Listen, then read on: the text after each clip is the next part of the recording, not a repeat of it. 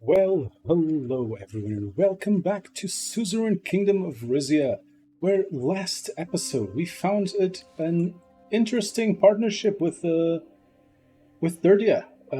We got free mercenaries for the low cost of 3 authority of repealing the blasphemy laws. And now we're gonna see what the hell does Hugo want. My shoes echoed on stone as I walked down the palace corridor to Hugo's studies. My uncle had invited me for a one-on-one talk, and I thought I had plenty on my mind. I could hardly decline. And though I had plenty on my mind, I could hardly decline. I'm the fucking king. I'm the head of the house. Uh, Titus, Titus remained on guard outside as I pushed open the door and stepped inside.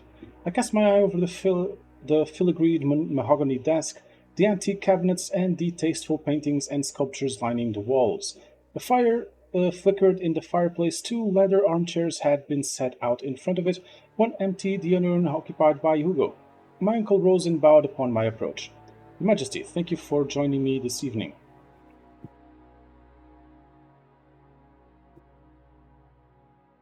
Come off it, Hugo. It's just us two here. Talk to me as an equal. As you prefer, Ramos. He beckoned me over and we both sat. Tell me, my nephew, how much thought have you given to the future of House Taurus?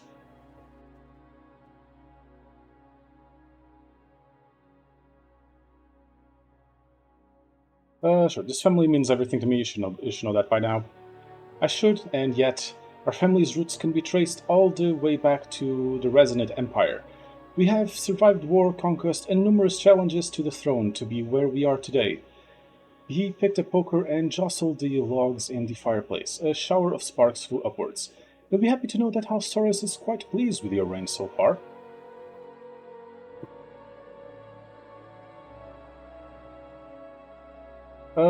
Sure. If my decisions with Ping have been made with my country in mind, if my cousins like them too, that's just a bonus. Consider that bonus earned. Of course, the investment you have made in our home province has been greatly appreciated. Is that why you summoned me here, to tell me what a good job I've done? Unfortunately not. But there is something that could cause you to lose our house entirely, or rather, someone. Manus Sazon. He spoke the name like a curse word. I'm certain you had good intentions in allowing the Sazon heir to court Vina, but I will tell you this, if you permit Her Highness to marry this man, your grip on the throne will weaken to the point where I cannot recover it. Yes, you can go fuck yourself.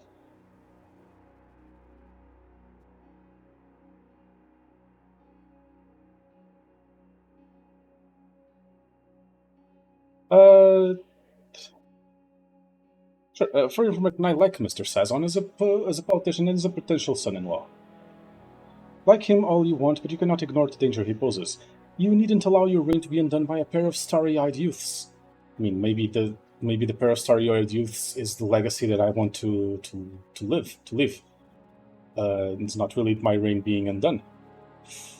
There are actions that can be taken.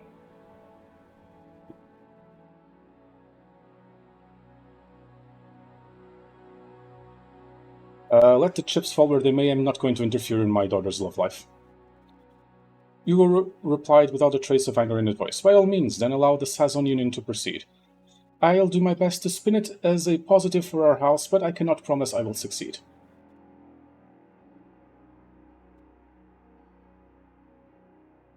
You'll accept this pairing if I have to cram it down their throats. It means a lot to know you're on my side, even if the rest of our house is not. I will always support you, my nephew. I do not doubt my loyalty, even when I, handle your son. I'm sorry to harp on about this when your mind has clearly been made up. No, you're my Grand Vizier and my uncle. Your advice is always valuable to me. This could have been an email, though. We rose from our chairs. The fire began to flicker out as Hugo ushered me out the door. Titus shadowed me down the hall as I made my way back towards my quarters. On the way there, we passed my study door. Sure. Go in and call Manus. After telling Titus to wait outside, I walked into the study and picked up the phone. I asked the palace operator to give me a private line to Minus Sazon. After a few rings, he answered. Your Majesty, what do I owe this pleasure?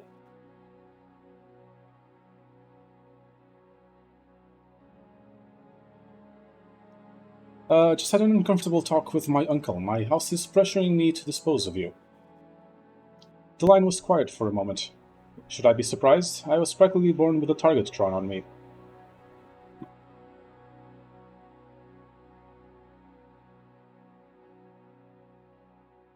Uh...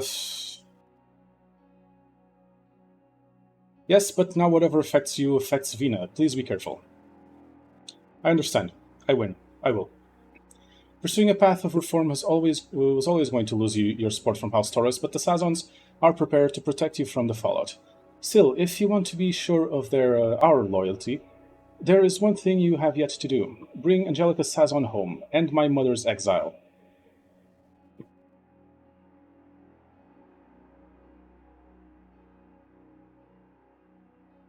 If I did that, the rest of my house would turn its back on me forever. Is that such a bad thing? Obviously, it is your decision, but if you share my goal of bringing true democracy to Rizia, okay, started to sound more like a Sazon overthrow than... this will help us immensely.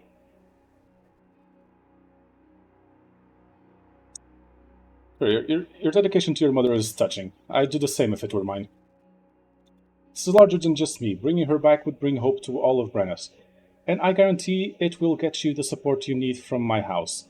And it would be a convenient way to get rid of... It might be a convenient way to get rid of Rico.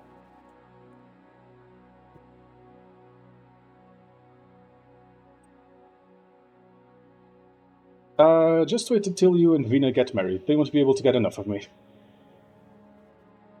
I've been planning to ask her for some time. I heard excitement in his voice.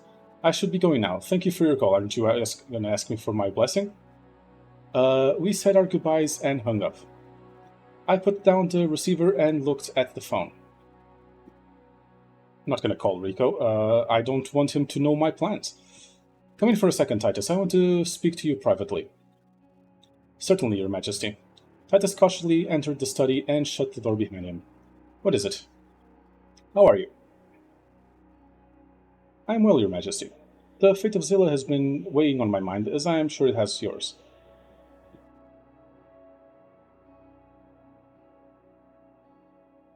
You have no idea. You bear an unimaginable amount of responsibility. I do not envy you. Was that all you wanted to ask me? Okay, so that's all? Fine. Yes, you're dismissed. I'll be along in a minute. I'll leave you to it. I'll leave you to it, Your Majesty. I'm guessing we didn't make any decisions. Maybe if we gave them more power, we would have had more decisions here. That's fine. With a bow and a salute, he left the room. Bow and a salute, not bow. I'm not calling Rico. Rico could go fuck itself. Leave the study. I walked out of the study. Titus escorted me back to my chambers. My guard wished me good night before taking up his usual post outside my door. As I climbed into bed, I thought about my conversation with my uncle. Who would carry on my name, and what would my legacy be?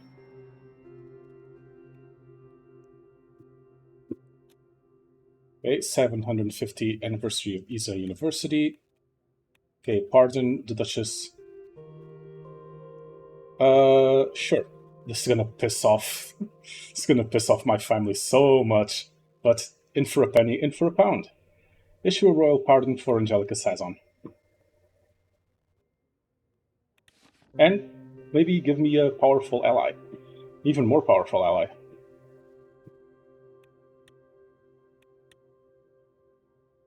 th anniversary of the Isa University. Cameras flashed all around as my royal motorcade rolled up to the Isa University auditorium entrance. As King of Rizia and one of Isa University's most famous graduate, I had been invited to speak at the institution's 750th anniversary. Vina had agreed to come along with Manus as her date. The two of them were in the car behind mine.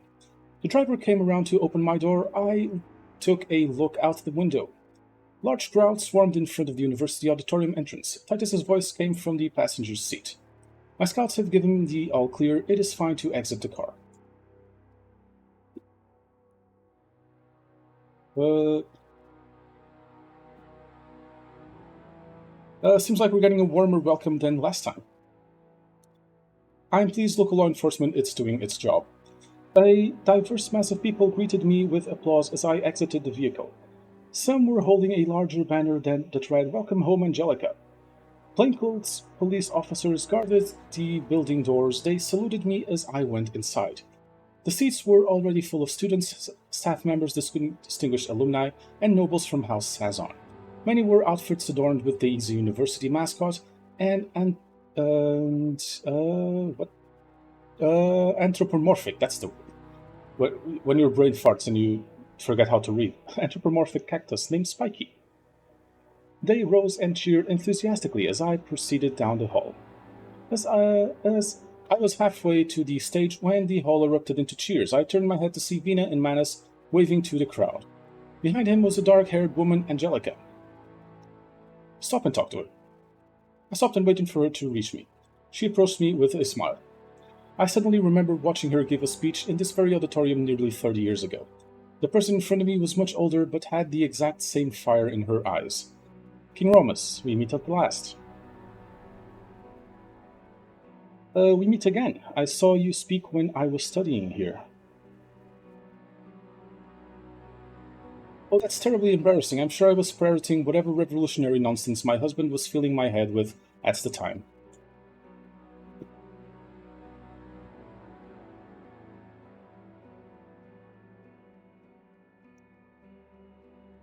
I don't blame him for what he did. Rizia was hungry for change, it still is. "Revolution brought with blood will never succeed." His eyes traveled past me to Rico, her eyes traveled past me to Rico, who was already sitting on stage. I should be getting to my seat. We will speak again soon."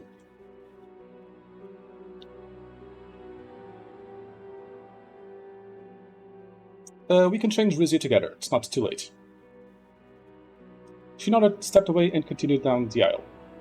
Venus split off from the front row, off for the front row as I took my place on stage next to Rico. He was seated with his legs spread out, his expression radiating barely concealed disdain. "Ah.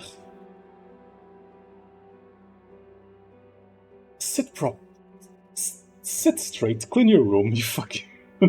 Sit properly and show some respect for this venerable institution, Duke Ricardus."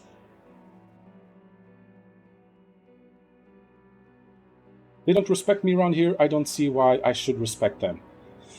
And that's why I want you gone." But as His Majesty commands, he reluctantly assumed a more formal pose. The lights dimmed and the Dean of the University stepped on stage. After a short presentation about the history of the university, she invited the Duke of Isa to speak. As Rico took the stage, I heard scornful murmurs from the audience. My cousin stepped behind the podium and cleared his throat. "As reigning Duke of Isa, I am honored to speak at the anniversary of Rizia's most renowned university. I must confess to you all, the only higher education I've received is from the School of Life." Oh, for fuck's sake. I went to the School of Hard Knocks. Fuck. Oh, I hate this guy so much. I could not imagine how much that I could even hate this guy even more. "And I haven't graduated yet. Soon. Soon." Nobody laughed. Rico frowned and continued. But when I took charge of Isa, I realized that an important role this institution played. Isa University was founded in order to preserve our kingdom's cherished traditions and pass them on to the next generation. To instill young people like yourselves with a stable moral center, even when one is lacking outside these walls. But somehow, over the years, that purpose was lost. He glanced at me. "Like the rest of Rizia, this school has become a breeding ground for an ideology that prioritizes foreign perspectives over our own. A place where this nation's greatest achievements are seen as problems to be worried over, not triumphs to be celebrated. And where youths are led to believe that the complex realities of today can be solved by waving signs and chanting. Go eat a bag of... fucking hell." He leveled his gaze out at the audience. "This isn't education, it's indoctrination. Fuck you." Students sighted near in front yelled, "Fascist." Rico jerked his head in her direction. This is exactly what I mean. You can't speak the truth in this country without getting smeared with meaningless accusations. His mouth curled into a sneer. Now, if I actually were fascist, do you think I'd let this young lady make it out of this auditorium alive? The crowd erupted into fury. Their boos escalated into full-throated shouts of "Down with the Duke!"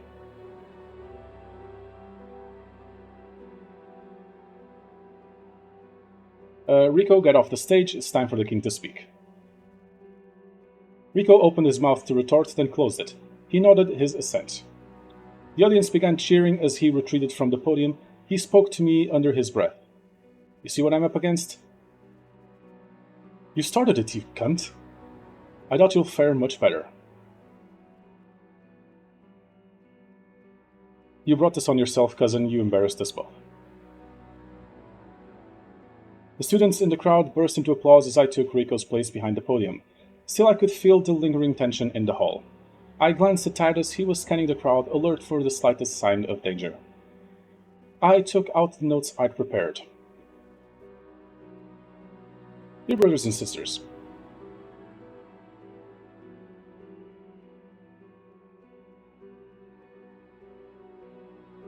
I am proud to be an alumnus of the oldest and most prestigious university in Rizia.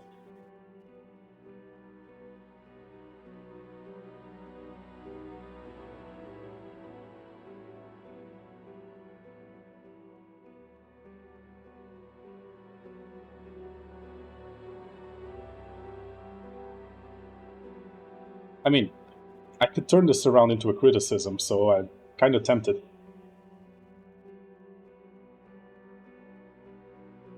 Sure, like my, I'm going to take the risk that I can turn this into a criticism of Rico. Like my cousin, I believe in the power of institutions like this one to shape the next generation of Rizians.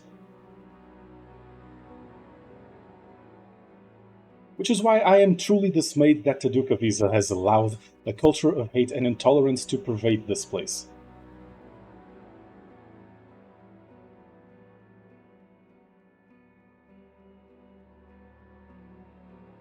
Rico was staring daggers at me. The Suominen members in the audience shifted in their seats uneasily.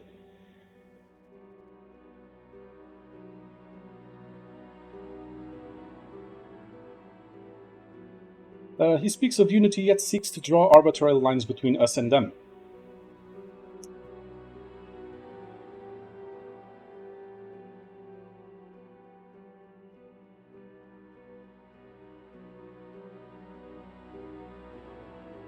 For too long, nobles like my cousin, maybe not attack the nobles because I might need their support.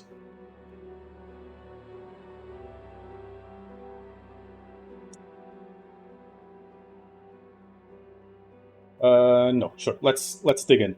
For too long, nobles like my cousin have lived off the labor of foreigners and commoners while treating them as an inconvenience at best. The volume of the crowd was beginning to rise. Rico looked agitated. His eyes darted back and forth from me to the audience. Ha ha ha, yes.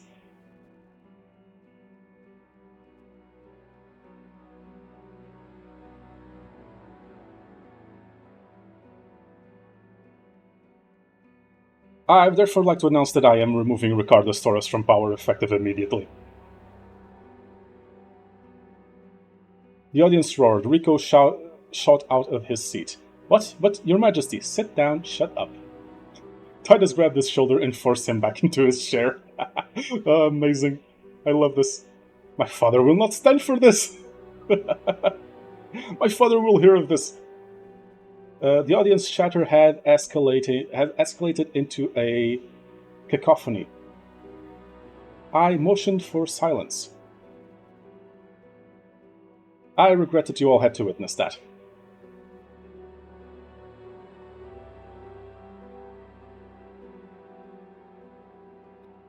I do not wish to shift the focus from today's celebrations, but I will say this.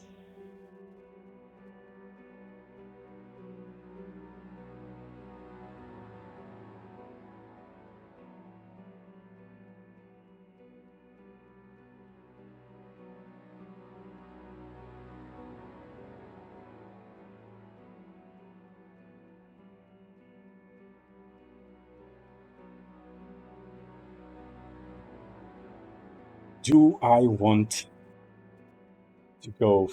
I mean, I might as well commit. I have pardoned the Duchess of Rizia, Angelica Sazon. I now call her to resume governorship of her rightful home, which shall be transferred back to the province of Brenas. I mean, I was tempted by doing the council, the democratically elected council, but I think she may be a very powerful ally. A hush came over the crowd as my announcement sank in. All eyes turned towards the front row where Angelica was sitting. Her expression was one of pure disbelief. I now invite Duchess Sazon to join me on stage. The auditorium reverberated with thunderous applause as she slowly stood up and made her way towards the stage. I kept my eye on her as she took her place next to me. Her incredulity had given way to pure joy. Rico was still frozen in his seat, good. He seemed to be processing everything that had happened. He was right. Hugo wouldn't stand for this. Uh, Hugo doesn't have to stand for anything. I'm king. I'm in charge. But with House Sazon on my side, perhaps I could still weather the storm. I'm king, motherfucker. Rico Torres deposed. Dragged out of the palace by members of the Golden Guard. uh, wait. Angelica Sazon inaugurated.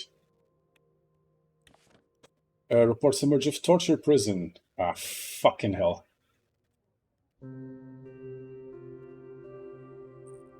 Including Rizian cities. Okay, yep, we're invading Velen. It's we're going to war with Velen. That's the fucking thing. Arius environmental protests escalate. I need the authority. I'm sorry. I don't like that I had to do that, but I need the authority. University anniversary ends in Duke's surprise deposition. Requested meeting with Hugo. Meeting with Queen Livingstone. Hugo can wait.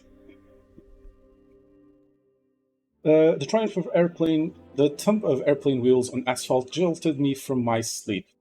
I was seated in the commercial jet we chartered for our royal visit to Thornburg. It had been a long, bumpy ride. Lorenzo was in the seat next to mine. On seeing I was awake, he smiled. "Good morning, Your Majesty. I'm glad you were able to get some rest."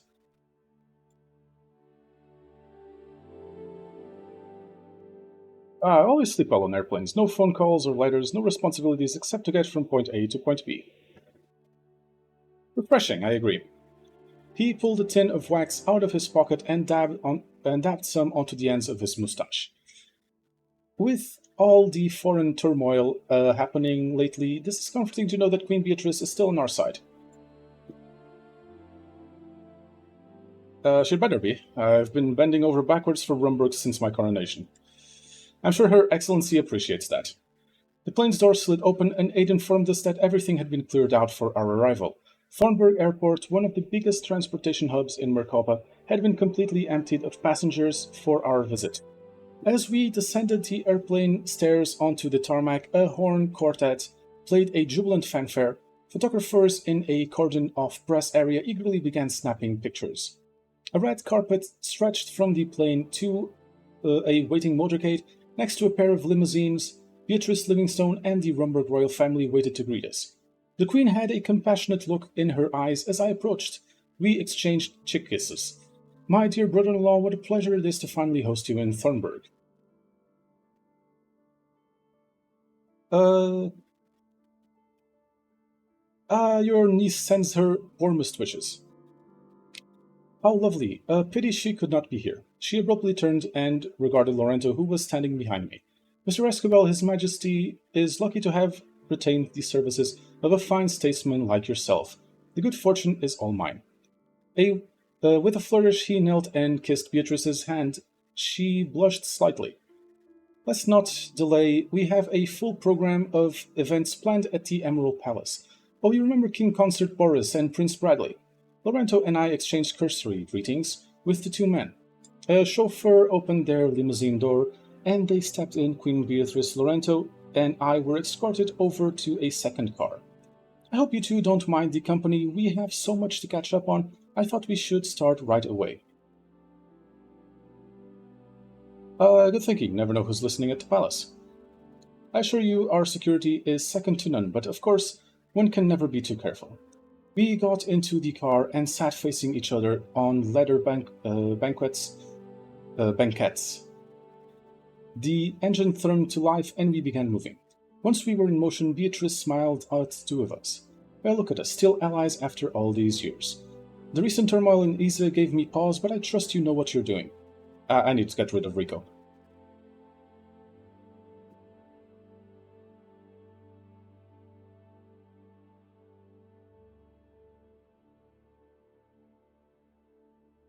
Isa is totally under control, just had to take care of a few unsavory elements. Such as your own cousin. Well, it did seem like he deserved it. Of course, I'm pleased that you managed to gain access to the Aureus field while avoiding conflict with Palais. Yes, as long as the relationship with Palais stay friendly, we have the means to fulfill our energy commitments for years to come.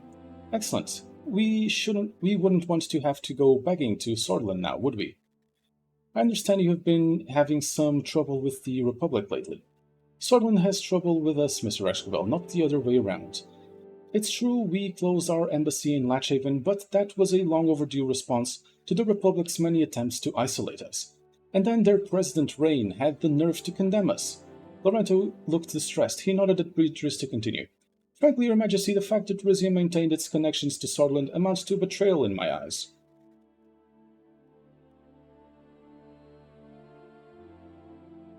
I'm not a fan of President Rain either, but I've got to honor the deals I've made with his predecessors.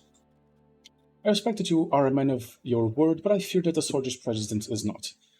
What am I exporting to Sordland? What am I getting from Sordland? Nothing yet. Nothing that I can see here.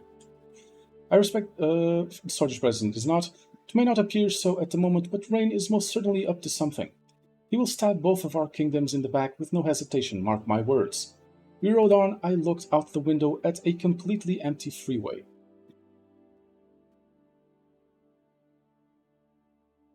How is everyone else in Grace? Oh, just fine. A little rebellion here and there, but nothing to worry about. It's the peasants getting uppity. You know how it is. I have not yet broached the subject of Zilla.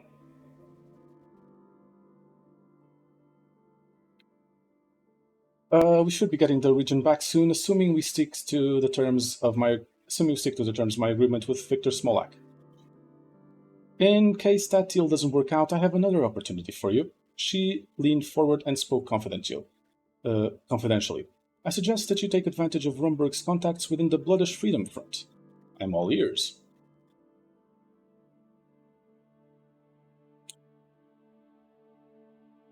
Of course, I welcome the opportunity to assist devout Ruhicus in need. And they, in turn, can assist you in the reclamation of Zilla. Lorento coughed. If I may, Your Excellence, Zilla has nothing to do with the former Greater Bloodia region. Why would the BFF get involved there? You have established Rizia as a safe haven for their so-called religion, besides which, any action that destabilizes the Smolak regime will help the Bloodish cause, no matter where it is carried out. Lorento pondered over this for a moment. As loath as I am to suggest violence as a solution to Zilla conundrum, an internal resistance effort from the BFF could work in perfect concert with the Dirdian mercenaries already present in the region.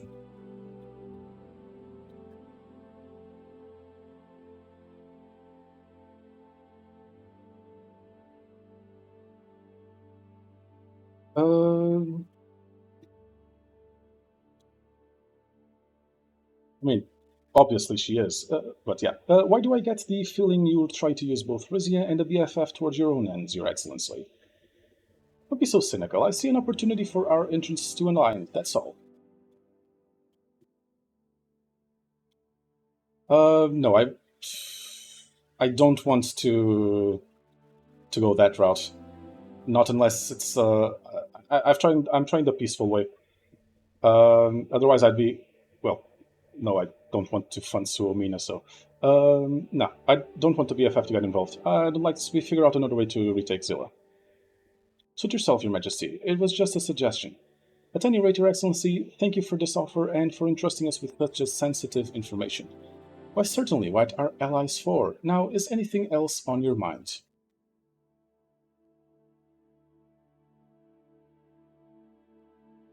What happens if your tensions with Sordlin escalate? Do you expect Rizia to fight for you?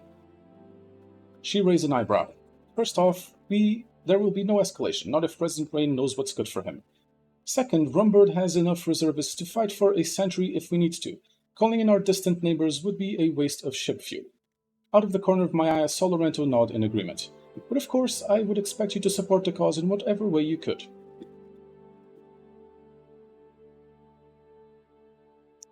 Sure, getting caught between trading partners would be most uncomfortable, but you know where my allegiances lie. Yes, I do. We turned off the freeway. The massive green domes of the Emerald Palace loomed in the distance. We finished the journey in comfortable silence. There was still a long visit ahead of us. Okay, and we will meet Hugo on the next episode. Thank you all very much for watching. As always, I have been Pope. Please do remember to like, comment, and please subscribe. And I will see you all next time.